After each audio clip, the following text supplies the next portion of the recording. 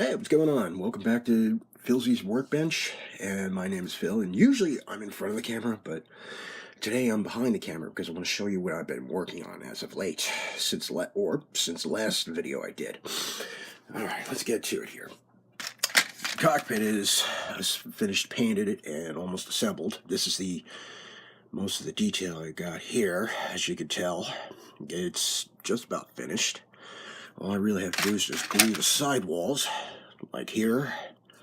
I think this is the right one, and then this is the left sidewall. They'll be glued in, and they will be put into the fuselage as such, basically a drop fit. As for the fuselage itself, I added, since I'm building the prototype, well actually the second prototype, I glued in the strake and added the necessity of the tail. Usually with a Zero, they either have a resting hook for carrier operations, or they have a blank when they're flying from over the land, or operating from a land base, I should say. But since this is the prototype, I just added the strike, which is on a separate sprue dedicated for the first one.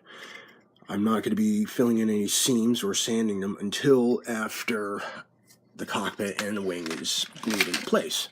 Speaking of which, the trim tabs for the wing have been filled in, and also filled in a spot where there's supposed to be a hinge actuator or a counterweight. I don't remember offhand, since this is the prototype. Otherwise, everything else is the same as expected. Now, as for the cockpit itself, I used this one from AK Interactive. This is off of their the Imperial Japanese Naval Paint line. This is the Mitsubishi Interior Green. As I mentioned before,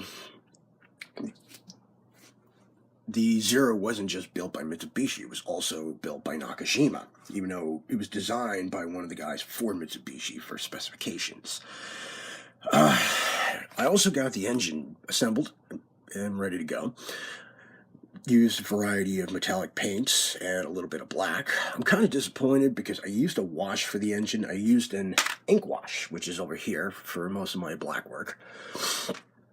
And the first time I used the ink over it, it didn't quite pan out. So what I did was I diluted it and washed off most of it with a water alcohol mix. More on the water than the alcohol, with good reason, because I was afraid it was going to lift the paint. The results are a little better, but not quite to what I wanted. But as for the engine itself, it looks pretty good. I'll be installing this towards the end of the build, as of course. Now, as for colors and the like, I shouldn't say colors and the like, for painting, I'm going to be using, of course, my airbrush, which I use a lot. And usually I use a double action airbrush, which is Badger Anthem, but since this is a single color subject, I will be using this. From Badger, I've been using this one for quite a while. It's the reliable Badger 350. It's a single action airbrush, great for beginners, easy to maintain, easy to work with, and very easy to adjust. However, it takes time, like anything else, it takes time to get used to, so make sure you take your time with everything and learn it first before you start everything. Decals, by the way. Here's the decals I was talking about from the last video, by the way. As you can tell, I'll be using prototype number 2. And, as I said before, the printed stuff. Now, as for the clear parts, which are over here, there's a long, complicated process. Usually, and to improve clarity of the clear parts, even though I really didn't need it, I figured I'd do it anyway. I usually use this. Well, actually, this is the Pledge with Future Shine, but before it, Future was a liquid acrylic finish for linoleum floors and the like. And then a fellow modeler a long time ago found out that you could use it as a gloss coat and for other things. And it just kind of went from there. Usually what I do is I take the clear parts, I dip them in the Future, I put them on a paper towel, cover them so no dust gets on them. Paper towel is for any excess to wick away. I let it cure fully for about a day or two, and then I start painting. Unfortunately, I had a little bit of trouble trying to paint the canopy here. That's the rear, here's the sliding canopy part, and the windscreen.